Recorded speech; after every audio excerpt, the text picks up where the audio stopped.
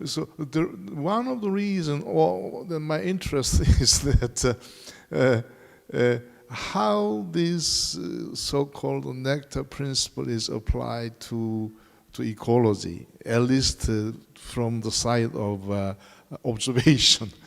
I don't know about too much about the deeper part. So then I introduce ecological side. Then we might have some analogy in this type of study, and also a future approach. So then this talk is like somehow society and ecological systems, and then probably I will appear some sessions, then so maybe 4 times. So then first one is this one, second maybe relate to humans, but I really don't know about humans, but at least some overlapping part between humans and ecology, maybe human ecology, and then evolution, and then environment. So that I really appreciate to give me this chance to think of ecology as a future aspect. Okay, now I go to history. We didn't discuss about it, but like I put some time on the history. For me, my impression is rather so idea and empiricism. So somehow my impression is rather close to idea, but somehow in biological way, at least to me, rather empiricism. Then long time passed, it's like a Greek word, before Christ. Then there are some observations with experience. Then Francis Bacon found deductive method. I think Francis is a really great man. That's like way over 10,000 years. Then experience. And suddenly they find many things and microscopes. The small things they find. So I felt it's like an analogy, expansion. They find this and this and. So expansion is rather easy to observe, at least to me. Then also one side is population growth. So they watch how many flies lay the eggs, then very quickly grow, so that the geometric growth has a problem on our land, mouses. So that has some big thinking. So summarize, we observe many things, sort of convergence just then. If I'm wrong, tell me later. Okay. Then the other way around, then somehow, then all physical mechanisms, engineering, and big industrial economic development. Okay. Then pollution. Then ecosystem crisis, then future of our ecosystem. That's one big line for the ecological side. The other one is, again, more theoretically, like natural control, struggle, and the variability, then evolution. So then evolution seems one big point. So somehow related to emergence. So, you know, Plato,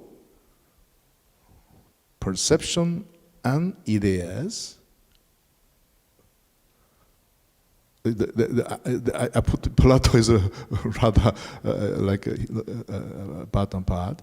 Okay, then Francis Bacon. I think we've got the same person. So then. It is, I think, really important. There is something outside there. Then, careful observation events in nature. That's very important. That's 17th century. I think he's already important, but very strongly evaluated in the scientific development. Then a lot of discovery. William Harvey for heart. Heart is just a machine pumping. And Anton Leeuwenhoek, microscope, and Linne, all the names of plants, and the Schleid and Schumann cell theory expanded out lots of knowledge together. Then Lubenock, this is a picture of microscope, and also Robert Hooke has a microscope. Then, that this is like real part of morphological observations, small to large objective. Then the other group, they watched, how population grows. So since population grows, they have some like a mathematical, at least counting. So Gront, Leeuwenhoek, and Buffon, and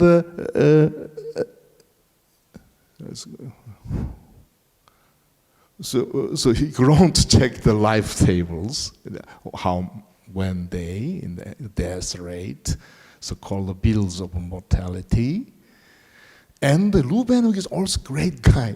Leeuwenhoek invented microscope. He also carefully observed the flies. So it's one example. And then he observed very carefully. Then in 3 months, he counted one by one, 746,496 animals. So he observed, it grows very quickly. So 2 important things are found, and the Leeuwenhoek's involved. He's really, really great in the biology and ecology. Cell biology by inventing microscope, and counting crane flies, inventing ecology. Then Buffon is like, there are some kind of checking methods, okay? You may not grow easily.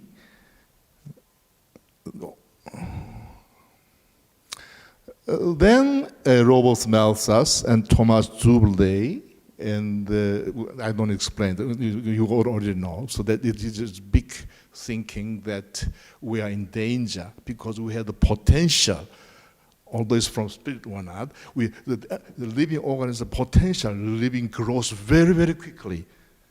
So otherwise, there's no control, we will perish eventually. And Doubleday is now more carefully calculate how we could predict or more objectively checking population growth. And then Cutlet and Fulst Farr all are well known the mathematical biology.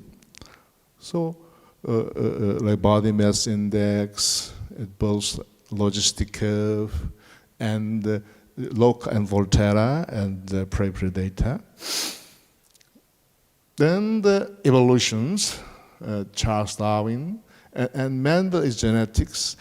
It is really amazing year for biology. 1859 and 1865, a great person evolution and great person genetics together. It's big time, 1865. And Hugo de Vries Muller is per the contribution of biological mutation and the rediscovery of Mendel's law and Muller. Without Muller, Mendel's law would not be known to the public. And Watson and Crick, they found the genes. Okay, so, and then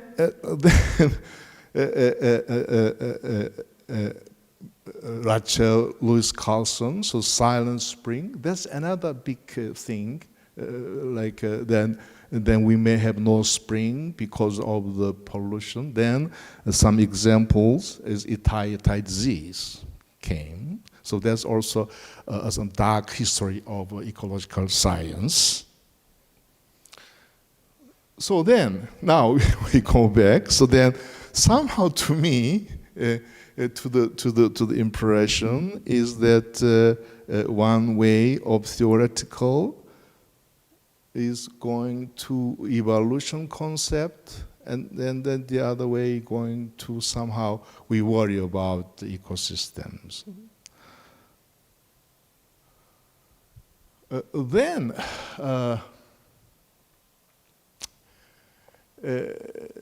eventually, what did evolution does? So it is mainly struggle. You fight each other, the fittest would survive, but somehow in the past, it is the divine harmony, because it's in harmony, based on some spirituality of the God. Somehow it changed to struggle and variability.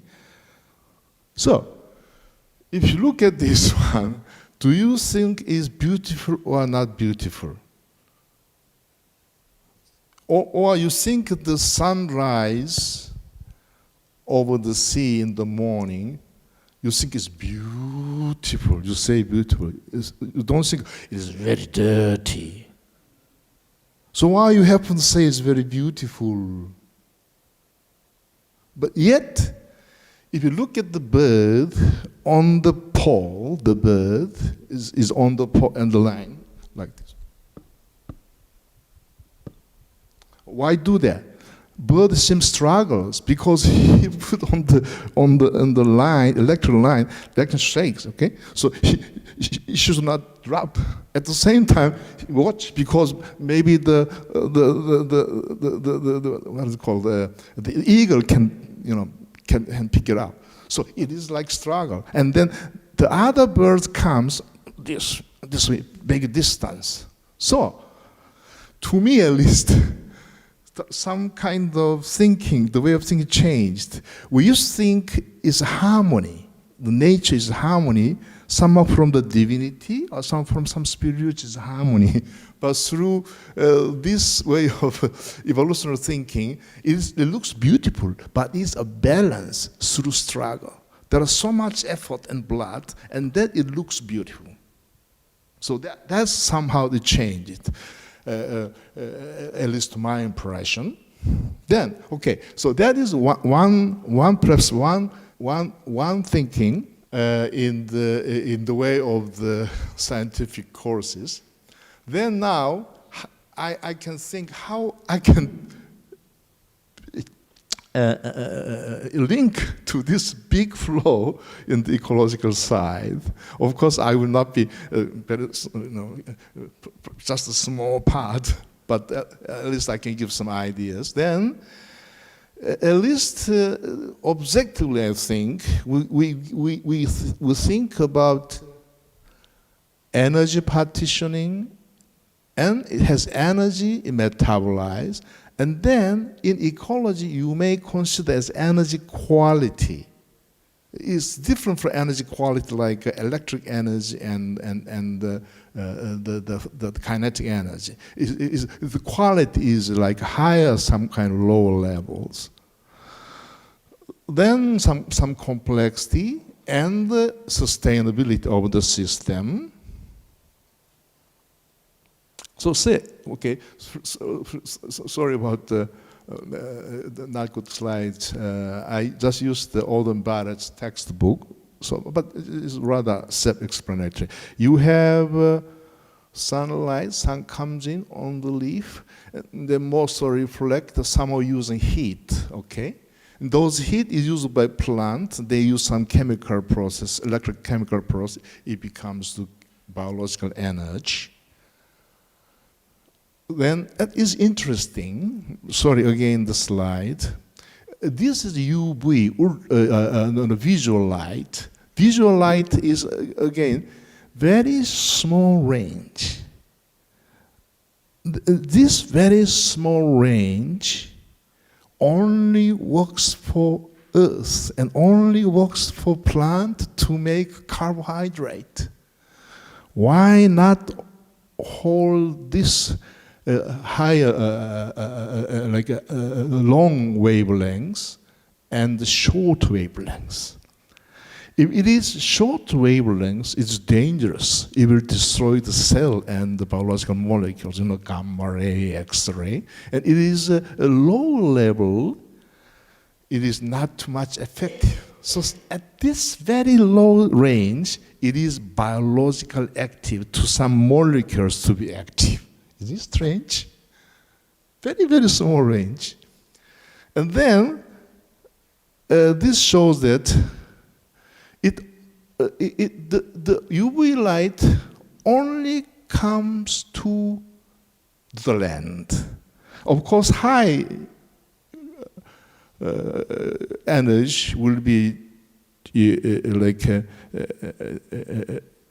screened by the ozone layers. Also, lower range in the with the cloud, it is screened. That's why you feel cool.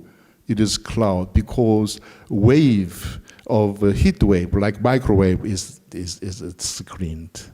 So only, not only activity, also but availability is also available.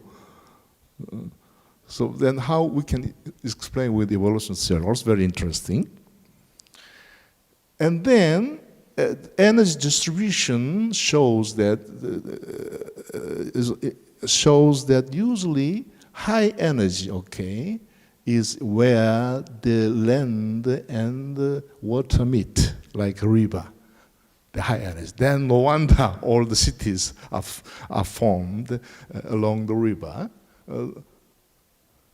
Okay, so the energy is important. Then culture is formed from the river watershed area. No wonder, because energy was available and the plants were produced and the culture was formed. Within the culture, science also is formed. So then more logically, according to physical law, the energy is going down, like is a rice or plant, and this is like a grasshopper, and grass eaten by some sparrows, then going down, okay? So it obeys energy dissipation law and entropy law. Then called the gross primary production, net primary production, secondary productivity. You don't worry about too much the term, but this gives the source of energy. We use to have the bread and rice. Okay, then like pyramids, so it's going to smaller, okay, amount. Then in the worldwide, you can see net primary productivity. So you can see that very low level in the ocean and some higher level in tropical area and so forth. So that this overall is the provision of energy that human culture can be arising. Then Howard Odum invented energy. Energy is embodied in the energy. It's like 1 gram of cow is different from 1 gram of rice, because cow eat rice and plant, then it produce its flesh. So usually 10 times more. So then although its actual physical energy calories same, but ecologically, cow's 1 gram is 10 times more valuable than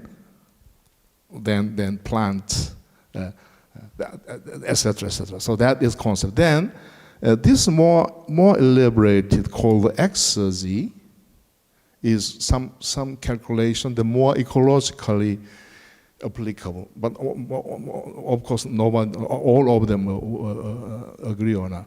But this is very important. You can evaluate the quality, then it can be an ecological currency. It's very important. When you have practically, when you have international negotiations, you can count what is Yangtze River's exergy and what is the Keys River's exergy.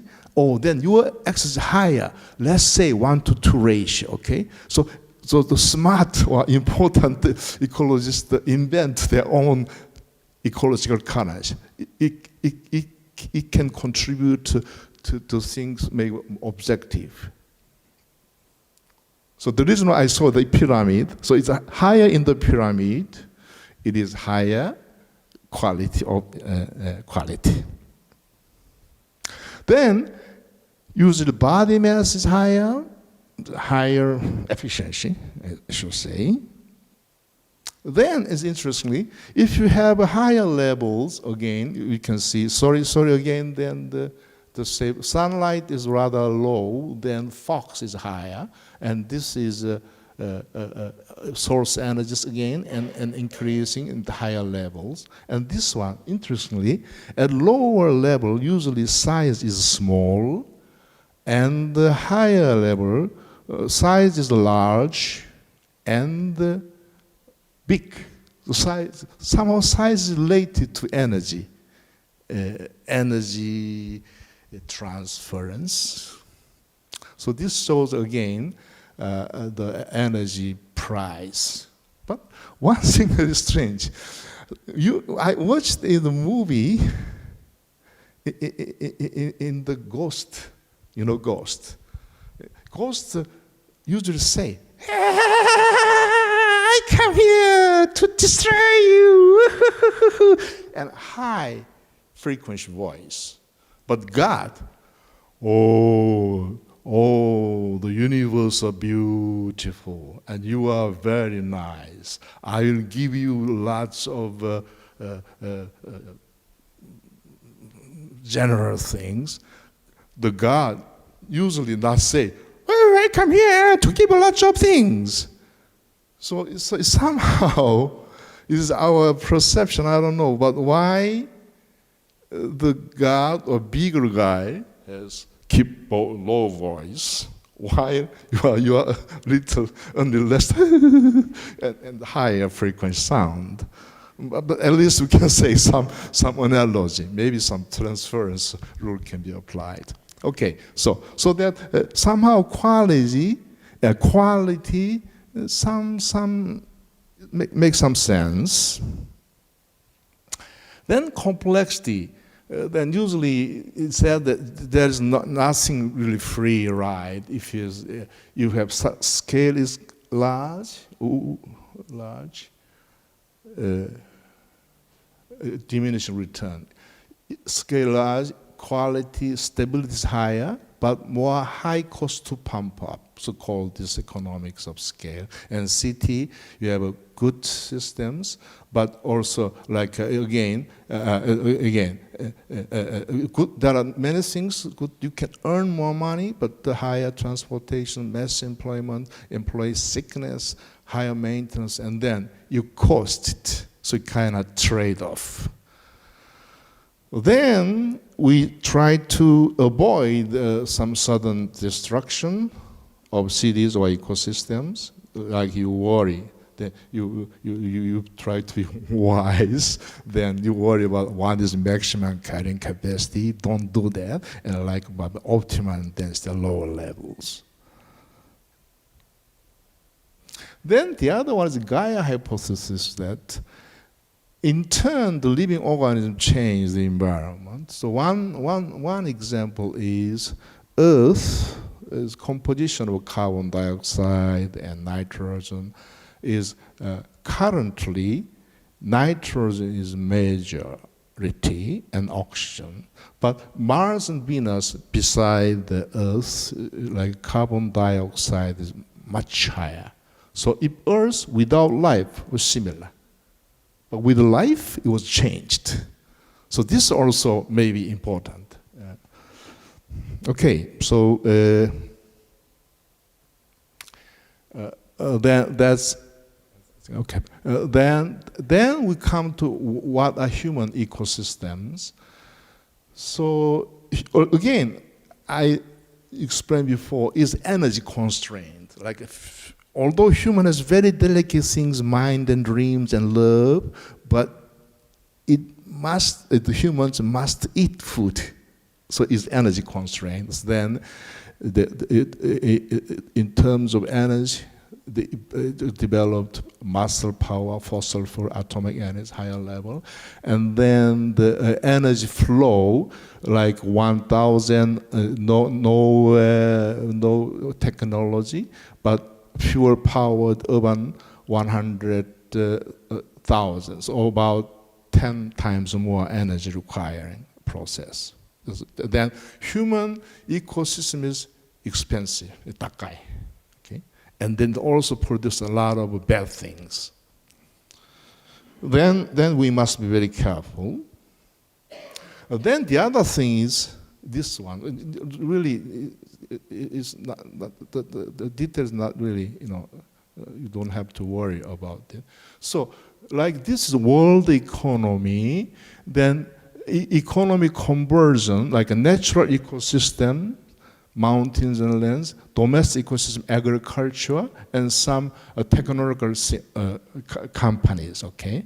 Then this is money. So energy and money counterflows, okay? So that is important. Another important one, although agriculture and the industry has the money flow, here no money flow. But now we must pay because we have a benefit from that ecosystem. There must some money flow. That's ecology duty. And then pay more attention to ecosystems and more budget, government budget, to take care of the natural ecosystems. Then, how manage some basic principles, like you consider the system. This is rather, you said feedback is rather simple, okay? But this feedback is actually sort of independent and control each other. So to tell the story short, ecology is like this system. Many self-organizing systems there, and then they try to maintain or they try to fight each other. And then when the stress comes,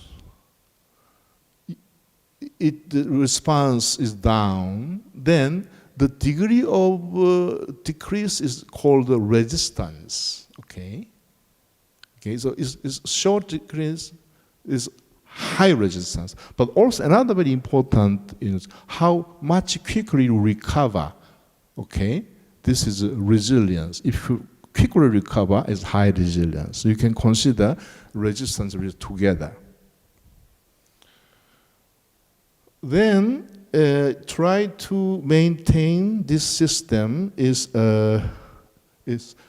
like you grow and you have a certain level. It's called the carrying capacity.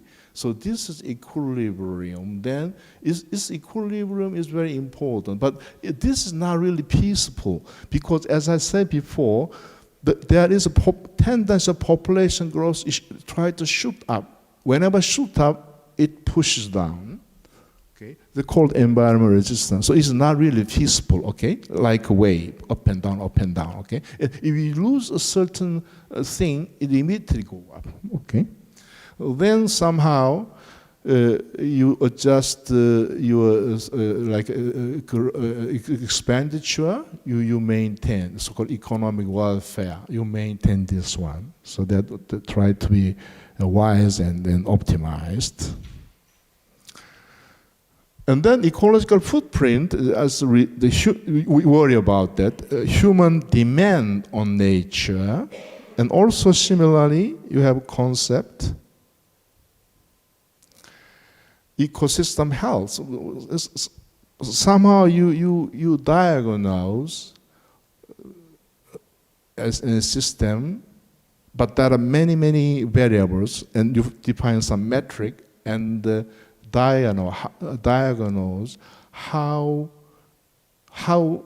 the health is that simplicity as a communication tool, because objectively we can compare, but also this Wikipedia it also says that policymakers and public made it simple, but it may have some misunderstanding, and be careful to have a health score. Then ecosystem service is just all kinds of service. You can have some benefit from ecosystems. Okay, so just remember, ecosystem services, ecosystem health, and ecological footprints are quite related to management of human ecosystems.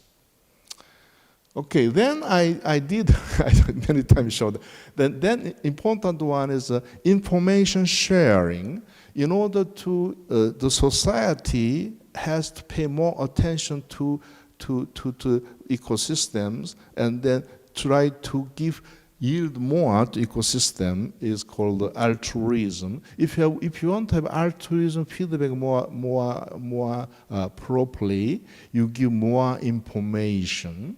So that now we have ICT like mobile, robots, and sensor networks, or ICT. If you give more information and more attention to ecosystems, supposing that in your iPhone, you have all the animals in the Kids rivers you can see easily, like you have friends, I think is very, very, very effective for the government to increase the budget for ecosystem management. So we can use the high techniques. Okay, I'll skip. Then, very carefully, when I discussed with Professor Murase, is very carefully, I tried how his so-called NECTEC can be applied to ecological side. So for me again, it's so difficult. Okay, although you say very carefully, if it's written in mathematical equation, rather, although it's still difficult, I can understand, but sometimes it look like that, But one key issue to impression to me is somehow more close to idea, Plato's side, but not all the way. You said inducted together, but you include the idea, okay?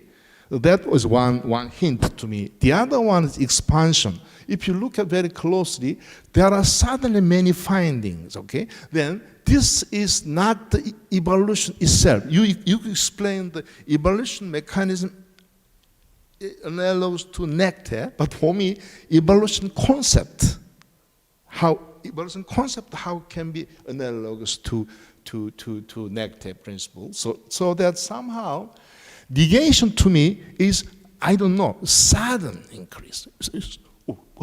So right before sudden increase, there's nothing. So somehow discreteness, some emptiness. That's my impression. So somehow sudden, long time. Everyone knows the sunrise yesterday, sunlight tomorrow, the sunlight will tomorrow. But only Francis Bacon says that. You must think very carefully. Then it may be emergence, but it started to people think, look at the carefully with small, with the microscope, carefully with the universe, etc. So there are sudden many findings. Expansion. Then Malthus, this big guy, he looked at very carefully. He sort of abstract, it converts. Rubeniuk shows many things, I see many things. Population has a tendency of geometric growth, but food are only arithmetically decreasing. So it's fundamentally dangerous. So he concludes somehow. That's sort of, to me, like a convergence, like all the experiments go together. Then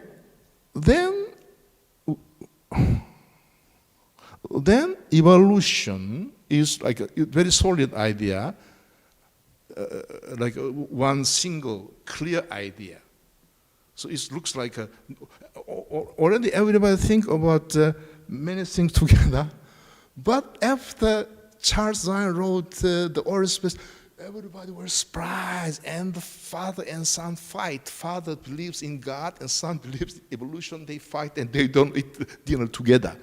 Okay, suddenly it makes difference. So that looks emerged. Then transfer is most difficult to me. So that Professor Murasa says it has some relationships with harmony, so together. So all some kind of things like the concept like fitting together each other, or some kind of analogy. So that is concept natural control, struggle and variability. So then one somehow concept evolution is somehow this way.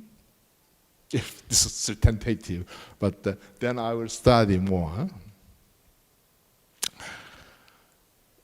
Okay, and futurology, I just learned yesterday, so it's nice. What is likely to continue and what could plausibly change? That we will, I think, work together.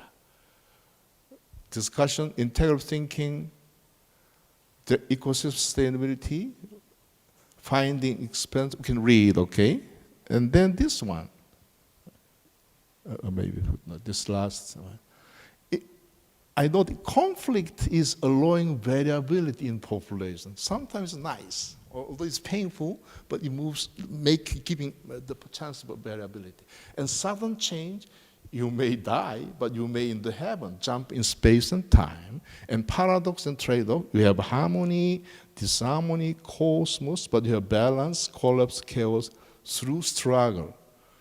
So it is like you have some freedom of thinking that always there are another side. Thank you.